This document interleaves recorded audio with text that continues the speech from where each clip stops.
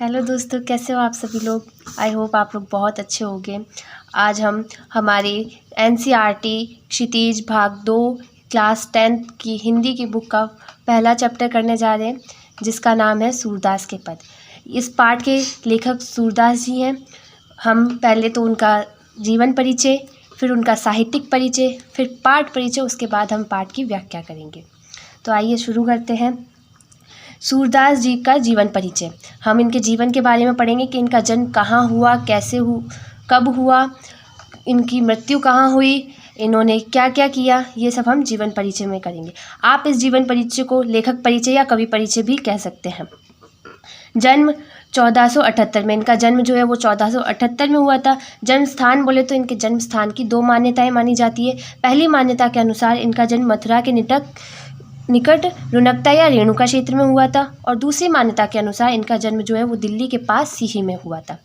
अगर एग्जाम में आता है तो आपको ये दोनों मान्यताएं लिखनी है कि पहली मान्यता के अनुसार इधर हुआ था और दूसरी मान्यता के अनुसार सीही में हुआ था। ये अष्टछाप के सर्वाधिक प्रसिद्ध कवि हैं। अष्टछाप जो हमारा सर्वाधिक प्रसिद्ध एक ग्रंथ है, उसके सर्वाधिक प्रसिद्ध कवि रह चुके हैं। गुरु, इनके जो गुरु थे वो महाप्रभु वल्लभाचार्य जी थे, जिनका नाम आपने बहुत सुना होगा। निवास, ये कहाँ रहते थे, तो ये मथुरा और वृंदावन के बीच जो गौघाट आता है वहाँ रहा करते थे, वहाँ इनका निवास था। श्रीनाथ जी के मंदिर में ये अति सुंदर और भजन कीर्तन करते थे।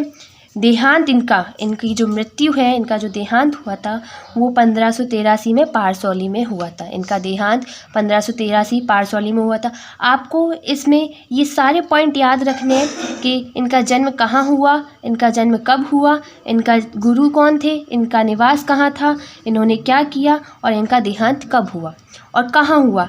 ये चीज़ अगर एग्ज़ाम में आता है कि सूरदास जी का जीवन परिचय लिखिए, तो आपको ये लिखना अति आवश्यक है। ये सबसे महत्वपूर्ण टॉपिक हैं जो आपको लिखने ही लिखने हैं। आइए अब हम साहित्यिक परिचय करते हैं। साहित्यिक परिचय, सूरदास जी का साहित्यिक परिचय। साहित्यिक परिचय होता क्या है? साहित्यिक परिचय में हम उनके रचनाएं, उनकी रचनाओं का सारांश ये लिखते हैं। तो साहित्यिक परिचय में ग्रंथ, सूरदास जी के 3 ग्रंथ हैं। सूरदास जी के 3 ग्रंथ हैं जो है सूरसागर, साहित्य लहरी और सुर सारावली। सूरदास जी के 3 ग्रंथ सूरसागर, साहित्य लहरी और सुर सारावली। ये नाम आपको मोस्ट इम्पॉर्टेंटली याद रखने हैं। आपको ये लिखना ही लिखना है साहित्यिक परिचय में। प्रसिद्ध ग्रंथ, इनका सर्वाधिक प्रसिद्ध ग्रंथ कौन सा है, तो इनका सर्वाधिक प्रसिद्ध ग्रंथ सूरसागर है, या फिर आप सर्वाधिक लोकप्रिय ग्रंथ भी बोल सकते हैं। इनकी कविताओं का चित्रण, इनकी कविताओं में आखिर इन्होंने किसका चित्रण किया है, किसके बारे में वर्णन किया है अधिकतर, तो खेती और पशुपालन वाले भारतीय समाज का दैनिक अंतरंग चित्र और मनुष्य की स्वाभाविक वृत्तियों का चित्रण सूर की कविताओं में मिलता है। मतलब कि जो सूरदास जी की कविताएं हैं उनमें खेती, पशुपालन, भारतीय समाज, प्राचीन समाज, दैनिक अंतरंग, इन सब के बारे में आपको पढ़ने को मिलता है।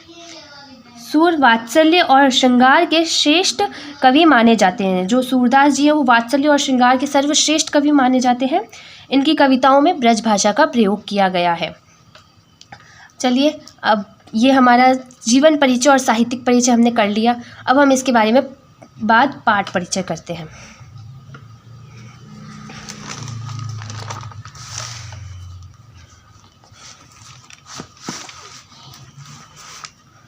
पाठ परिचय। तो पद, यहाँ सूरसागर के भ्रमर गीत से 4 पद लिए गए हैं। हमारा जो सूरदास जी का जो सूरसागर रचना है उसमें से हमने भ्रमर गीत के 4 पद लिए हैं। जो सार, इन चारों पद में आखिर कहा क्या गया है उसके बारे में हम जानेंगे कि कृष्ण जब मथुरा गए थे ना, तब मथुरा जाने के बाद वो नहीं लौटे थे। गोपियाँ जो थी वो उनका इंतज़ार कर रही थी कि हमारे कृष्ण आएंगे, हम उनसे मिलेंगे, वो मथुरा से जल्द लौटेंगे। परंतु मथुरा जाने के बाद कृष्ण नहीं लौटे। उसके बाद वे जानते थे कि गोपियाँ मेरा इंतज़ार कर रही है, परंतु वो ये भी जानते थे कि अगर मैं उधर जाऊंगा तो वो मुझे आने नहीं देंगे। इसीलिए उन्होंने उद्धव को उधर भेजा था। उद्धव उनका एक मित्र है जो उनके साथ मथुरा में रहा करता था। उन्होंने उद्धव को भेजा कि तुम जाओ और गोपियों के पास संदेश ले जाओ मेरा। उद्धव ने निर्गुण ब्रह्म एवं योग का उपदेश देकर गोपियों की विरह वेदना को शांत करने का प्रयास किया। अर्थात उद्धव ने उनका ब्रह्म और योग संदेश का संदेश दिया कि श्री कृष्ण ने कहा है कि तुम मुझे भूलकर ब्रह्म की आराधना करो, योग करो, तुम मुझे भूल जाओ, मैं अब नहीं आने वाला। परंतु गोपियाँ तो ज्ञान मार्ग की बजाय प्रेम मार्ग को पसंद करती थीं। इस कारण उन्हें उद्धव का शुष्क संदेश पसंद नहीं आया। तभी वहाँ एक भौरा आ पहुँचा। यहीं से भ्रमर गीत का प्रारंभ होता है। अर्थात देखिए, इसमें कहा गया है कि जब उद्धव ने योग संदेश दिया था गोपियों को, तब गोपियों को योग संदेश पसंद नहीं आया, क्योंकि उनको ज्ञान मार्ग नहीं चाहिए था, उनको तो प्रेम मार्ग ही पसंद था। वो इस शुष्क संदेश को पसंद नहीं करती है, और तभी वहाँ एक भौरा आ जाता है और वहीं से भ्रमर गीत का प्रारंभ हो जाता है। हम पहले पद का सार पढ़ेंगे। हमारे चार पद लिए गए, आपको पता है। अब हम पहले पद का सार पढ़ेंगे कि पहले पद का सार, गोपियों की यह शिकायत वाजिब लगती है कि यदि उद्धव कभी स्नेह के धागे में बंधे ही नहीं तो वह हमारी विरह वेदना को क्या समझेंगे। मतलब कि जब पहले पद में गोपियाँ शिकायत करती हैं कि जब उद्धव कभी किसी से प्रेम ही नहीं किया, उद्धव ने कभी किसी से स्नेह ही नहीं किया, तो वो हमारी वेदना को कैसे समझेंगे, हमारे अनुभव को कैसे समझेंगे। दूसरे पद का सार, गोपियाँ की यह स्वीकारोक्ति कि उनके मन की अभिलाषाएं मन में ही रह गई, कृष्ण के प्रति उनके प्रेम की गहराई को अभिव्यक्त करती हैं। दूसरे पद में गोपियाँ कहती हैं कि जो हमारे मन की बात थी, जो हम श्री कृष्ण से कहना चाहते थे, वो तो हमारे मन में ही रह गई, अब हम ये किससे कहें।